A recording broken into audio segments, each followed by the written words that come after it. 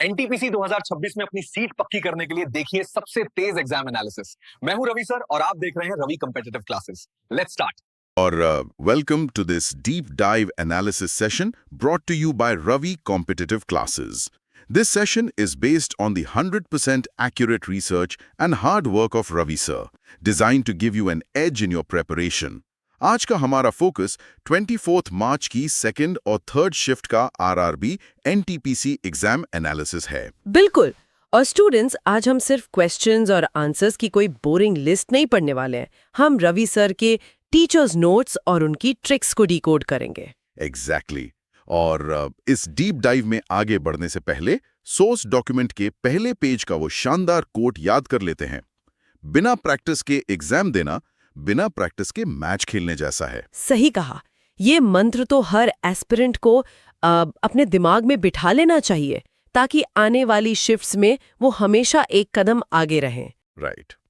तो चलिए सीधा शुरू करते हैं हमारे देश के रूल्स से, मतलब पॉलिटी और कॉन्स्टिट्यूशन से। पहला क्वेश्चन जो डॉक्यूमेंट में है, फंडामेंटल राइट्स को रिस्ट्रिक्ट करने वाले आर्टिकल्स पर क्या सवाल आए? सवाल था कि इन राइट्स को रिस्ट्रिक्ट करने का अधिकार किसमें है।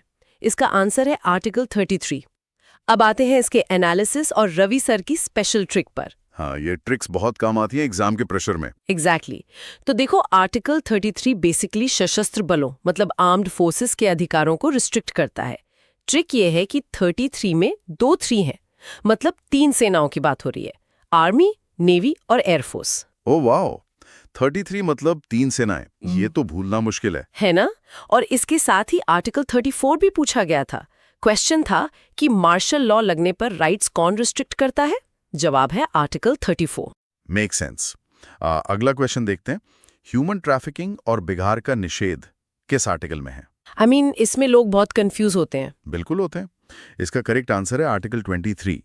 लेकिन एग्जामिनर ट्रैप कहाँ सेट करता है? वो ऑप्शंस में आर्टिकल 24 भी देता है। राइट, क्योंकि दोनों एक्सप्लॉयटेशन के खिलाफ है। सही पकड़ा। टीचर्स नोट में क्लियर लिखा है कि आर्टिकल 23 ह्यूमन ट्रैफिकिंग के लिए है, जबकि आर्टिकल 24 सिर्फ बाल श्रम मतलब चाइल्ड लेबर को रोकने के लिए है। अच्छा, शिफ्ट 3 में एक बहुत प्रैक्टिकल क्वेश्चन आया था, मैटरनिटी रिलीफ या प्रसूति सहायता किस आर्टिकल में आती है? इसका आंसर दिया है आर्टिकल 42। हाँ, और इसकी ट्रिक तो मेरी फेवरेट है। रवि सर ने लिखा है 42 फॉर 2, मतलब 4-2 फॉर 2। Wait, really? फॉर 2? हाँ, मैटरनिटी रिलीफ हमेशा माँ और बच्चे दोनों के लिए होती ना, so for 2। That is brilliant. एक और टफ क्वेश्चन था, प्रेसिडेंट पर इम्पीचमेंट या महाभियोग किस आर्टिकल के तहत लगाया जाता है? आंसर है आर्टिकल 61। लेकिन इसका एनालिसिस क्या कहता है? इसका एनालिसिस ये है कि इम्पीचमेंट लाने के लिए 14 दिन का नोटिस देना पड़ता है, और जिस सदन में प्रस्ताव आ रहा है वहां कम से कम 1/4 मेंबर्स के सिग्नेचर होने चाहिए। राइट। सिर्फ राइट्स की बात नहीं थी, राज्य और भाषा पर भी ट्रिकी सवाल थे। जैसे क्वेश्चन था, राज्यसभा की सीटें किस अनुसूची या शेड्यूल में हैं? इसका आंसर है 4th शेड्यूल। और एनालिसिस में रवि सर ने क्लियर किया है कि ये पॉपुलेशन के हिसाब से होती हैं। जैसे यूपी की जनसंख्या सबसे ज्यादा है तो सीटें भी सबसे ज्यादा है, और सिक्किम की सबसे कम। सही है। भाषा पर क्वेश्चन था, ऑफिशियल लैंग्वेज हिंदी और लिपि देवनागरी होगी, ये कहाँ लिखा है? इसका करेक्ट आंसर है पार्ट 17 आर्टिकल 343(1). बिल्कुल। अब अमेंडमेंट्स की बात करते हैं। क्वेश्चन आया था, इंडिया बांग्लादेश इनक्लेव्स का समझौता किस अमेंडमेंट में हुआ? इसका आंसर है 100वां अमेंडमेंट, 100th अमेंडमेंट। इसमें ये इनक्लेव्स का क्या लॉजिक था? देखो, बॉर्डर्स उलझे हुए थे, तो एनालिसिस ये है कि इंडिया ने 111 इनक्लेव्स बांग्लादेश को दिए और वहां से 51 इनक्लेव्स अपनी सुविधा के लिए वापस लिए। एक राउंड फिगर 100th अमेंडमेंट। ओह, आई सी। क्वेश्चन ये भी था, दिल्ली को एनसीटी का दर्जा किस अमेंडमेंट से मिला? आंसर है 69th अमेंडमेंट। और इसी के तहत दिल्ली में लेजिस्लेटिव असेंबली बनी थी। फिर एक सवाल एंटी डिफेक्शन लॉ पर था, जिसका आंसर है 52nd अमेंडमेंट, जो 10th शेड्यूल में जुड़ा। राइट।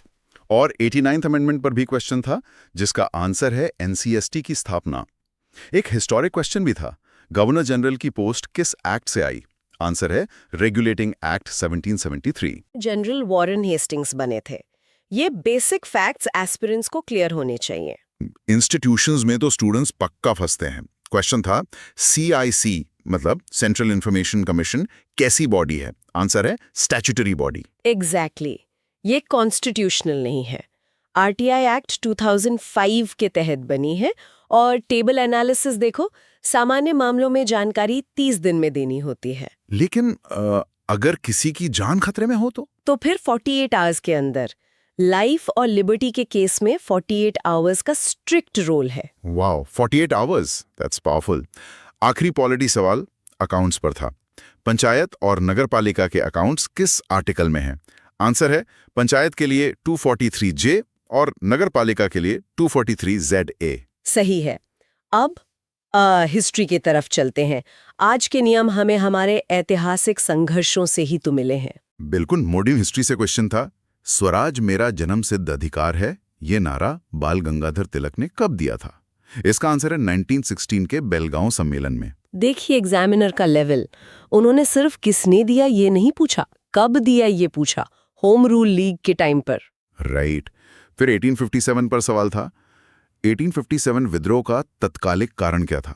आंसर है एनफील्ड राइफल में गाय और सुअर की चर्बी का प्रयोग। ये तो clear cut religious sentiments hurt होने का केस था, जहां से क्रांति भड़की।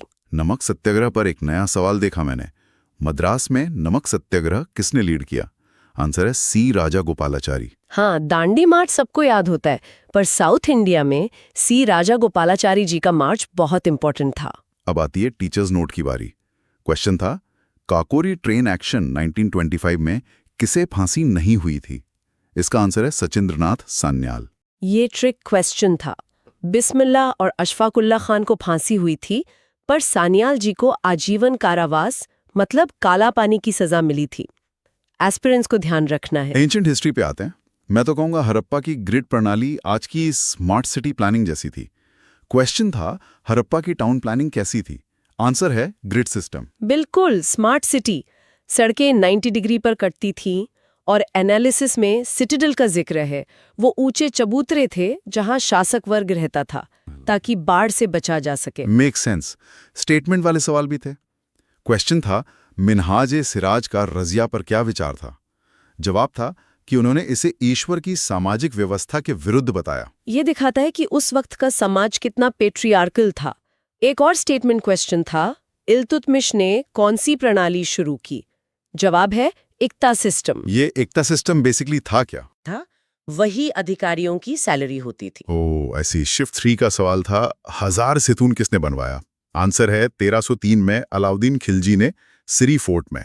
और यहीं से रवि सर का एक्स्ट्रा फैक्ट आता है। खिलजी के सेनापति मलिक कफूर को 1000 दिनारी कहते थे, क्योंकि उसको 1000 दिनार में खरीदा गया था। वाओ, कनेक्शन देखो। कुछ रैपिड फायर रूलर्स के सवाल थे।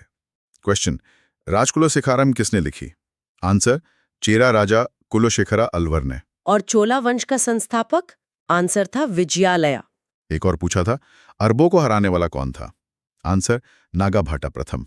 लेकिन वो शेरे पंजाब वाला क्वेश्चन बड़ा ट्रिकी था। हाँ देखो, अगर हिस्टोरिकल कॉन्टेक्स्ट में पूछा है तो आंसर महाराजा रंजीत सिंह होगा, पर अगर स्वतंत्रता आंदोलन लिखा है तो लाला लाजपत राय होगा। Context is king. हिस्ट्री से ही तो आर्ट और कल्चर बनता है, जो हमारी ज्योग्राफी से जुड़ा है। आर्ट एंड कल्चर का क्वेश्चन था, 1000 स्तंभ मंदिर कहाँ है? आंसर, वारंगल 1163 AD, जो काकतिया वंश ने बनवाया था। डांस पर सवाल था, डोलू कुनिथा कहाँ का डांस है? आंसर, कर्नाटका। और सबसे ट्रिकी, छऊ डांस में क्या खास है? इसमें ऑप्शंस एलिमिनेशन लगाना था। छाऊ 3 राज्यों का है, पर एनालिसिस के हिसाब से सिर्फ सरायकेला यानी झारखंड वाले छाऊ में मास्क या मुखौटे यूज होते हैं। That's a great detail. Padma Vibhushan पर क्वेश्चन था, पंडित बिरजू महाराज और सोनल मानसिंह को ये कब मिला? आंसर है, बिरजू महाराज को 1986 में और सोनल मानसिंह को 2003 में। और सर ने नोट दिया है कि बिरजू महाराज ने 1998 में कलाश्रम बनवाया था और सोनल मानसिंह सबसे कम उम्र की कलाकार थीं जिन्हें ये सम्मान मिला। ज्योग्राफी की बात करें तो एक क्लासिक डाउट आया था एग्जाम में। क्वेश्चन था, नर्मदा और तप्ती उल्टी दिशा में यानी ईस्ट टू वेस्ट क्यों बहती हैं? आंसर, क्योंकि ये विंध्या और सतपुरा के बीच रिफ्ट वैली में बहती हैं। देखो, इसका लॉजिक सिंपल है। रिफ्ट वैली मतलब जमीन का धंसना। अब बाकी इंडिया का ढलान ईस्ट में है, पर इस रिफ्ट वैली का ढलान वेस्ट की तरफ है, इसलिए ये उल्टी बहती हैं। ओ, बेसिकली स्लोप फॉलो कर रही हैं। क्वेश्चन था, सिंधु नदी का विलय कहाँ होता है? आंसर, पाकिस्तान के मिथानकोट में, जहां पंचनाद मिलता है। वर्ल्ड ज्योग्राफी से क्वेश्चन था, सबसे लंबा रेल मार्ग। आंसर है ट्रांस साइबेरियन, जो रशिया में है, 9,286 किलोमीटर लंबा। That's long. क्वेश्चन था, कौन से जंगल एक साथ पत्ते नहीं झाड़ते और उनकी कैनपी घनी होती है? Answer, tropical evergreen forest. इनको बारिश इतनी मिलती है कि पानी बचाने के लिए पत्ते गिराने की जरूरत ही नहीं होती, राइट इसलिए ये हमेशा हरे भरे रहते हैं। राइट। सियाचिन ग्लेशियर पर भी एक फैक्ट चेक था, ये काराकोरम में है और वर्ल्ड वेटलैंड्स डे 2 फेब को होता है। एकदम सही। अब फिजिकल ज्योग्राफी से थोड़ा साइंस और नए टेक की तरफ बढ़ते हैं। हाँ, साइंस का एक सवाल मुझे थोड़ा अजीब लगा। क्वेश्चन, प्रकाश संश्लेषण या फोटोसिंथेसिस की डार्क रिएक्शन कहाँ होती है? आंसर है C3 साइकिल के जरिए क्लोरोप्लास्ट के स्ट्रोमा में। लेकिन डार्क रिएक्शन, क्या पौधे रात को खाना बनाते हैं? अरे नहीं नहीं, यही तो ट्रैप है। डार्क रिएक्शन का मतलब रात नहीं है। इसका मतलब बस ये है कि इस प्रोसेस को डायरेक्ट सनलाइट की जरूरत नहीं होती। अच्छा, तो दिन की लाइट एनर्जी को बाद में यूज करते हैं। एग्जैक्टली। स्ट्रोमा एक तरह का किचन है जहां ग्लूकोज बनता है। Got it. एसिड रेन पर सवाल था, इसके कंपोनेंट्स क्या हैं? आंसर, H2SO4 और HNO3। फिर पूछा था, यूरिन में ग्लूकोज हो तो उसे क्या कहते हैं? Answer, glycosuria. और एक टफ टर्म्स वाला क्वेश्चन था, एलील क्या होता है? एनालिसिस ये है कि क्रोमोसोम पर एक स्पेसिफिक जगह पर एक ही जीन का ऑल्टरनेटिव फॉर्म एलील होता है, जैसे आइसक्रीम के अलग अलग फ्लेवर्स। हाँ, नाइस एनालॉजी। एक बेसिक फिजिक्स सवाल था, सॉलिड का गुण क्या है? आंसर है रिजिडिटी। क्योंकि उनके मॉलिक्यूल्स बहुत टाइटली पैक्ड होते हैं। अब थोड़ा आईटी और टेक पर आते हैं। क्वेश्चन था, भारत का पहला स्वदेशी क्वांटम डायमंड माइक्रोस्कोप किसने बनाया? आंसर, आईआईटी बॉम्बे ने टीसीएस के साथ मिलकर नवंबर 2025 में। और बोस इंस्टीट्यूट ने चमकने वाला क्रिस्पर प्रोटीन ग्लूकैस 9 बनाया है। ये फैक्ट्स आने वाले शिफ्ट्स के लिए बहुत जरूरी हैं। बिल्कुल। न्यूक्लियर कैपेसिटी पर क्वेश्चन था, इंडिया में कुडनकुलम टॉप पर है 6000 MW के साथ, जबकि जापान का 8000 MW है। आईटी बेसिक्स में पूछा, लैन का full form, local area network, All+F4, close app. और एक कॉन्सेप्ट पूछा था डिटर्मिनिस्टिक सिस्टम का। हाँ, ये क्या होता है? मतलब जो सिस्टम सेम इनपुट पर हमेशा सेम आउटपुट दे, नो सरप्राइजेस। जैसे कैलकुलेटर में 2 + 2 हमेशा 4 आएगा। Make sense. इकोनॉमी से बहुत बड़े अपडेट्स हैं। क्वेश्चन था, MGNREGA का 2025 में नया नाम क्या है? इसका आंसर सुनकर मैं हैरान था, BBG राम जी। हाँ, विकसित भारत गारंटी फॉर रोजगार एंड आजीविका मिशन। और सर के नोट्स कहता है कि अब इसमें 100 की जगह 125 दिन का रोजगार मिलेगा। ये बहुत इंपॉर्टेंट डेटा है। एक क्वेश्चन स्टैंड अप इंडिया पर था, इसका उद्देश्य SC ST और महिलाओं में एंटरप्रेन्योरशिप बढ़ाना है। और डे NRLM स्ट्रीम पर सवाल था, जिसका उद्देश्य सेल्फ हेल्प ग्रुप्स या SHGs बनाकर छोटी बचत और लोन देना है। अल्ट्रा मेगा पावर प्रोजेक्ट पर क्वेश्चन था, पहला कहाँ लगा? आंसर है मुंद्रा, गुजरात में। इकोनॉमी के बाद अब आखिरी सेक्शन, करंट अफेयर्स और इंडिसेस। डेटा वाले क्वेश्चंस में बहुत कंफ्यूजन होता है। क्वेश्चन था, PM जनजातीय ग्रामीण उत्कर्ष अभियान कब शुरू हुआ? आंसर, 2 अक्टूबर 2024।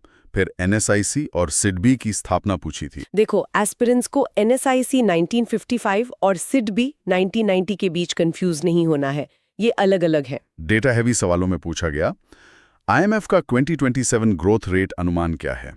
आंसर, 3.2%। एशियो पावर इंडेक्स 2025 में इंडिया की rank?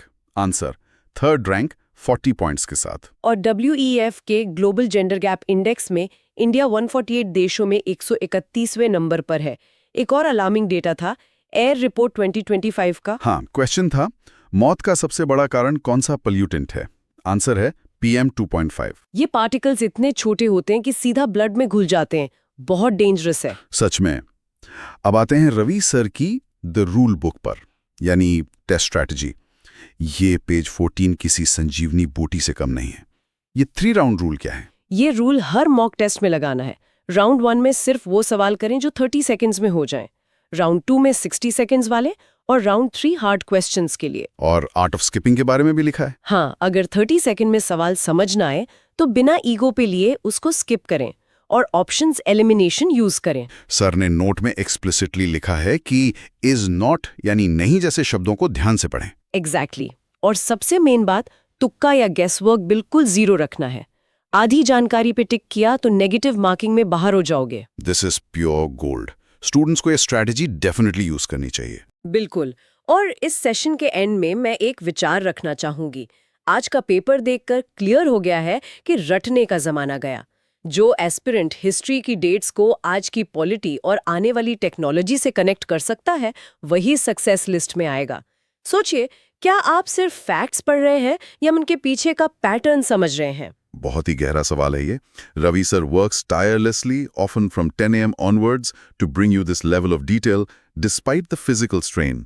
If you found this valuable, please like the video, subscribe to the channel, and join our Telegram via the link in the description for Pal Ki update.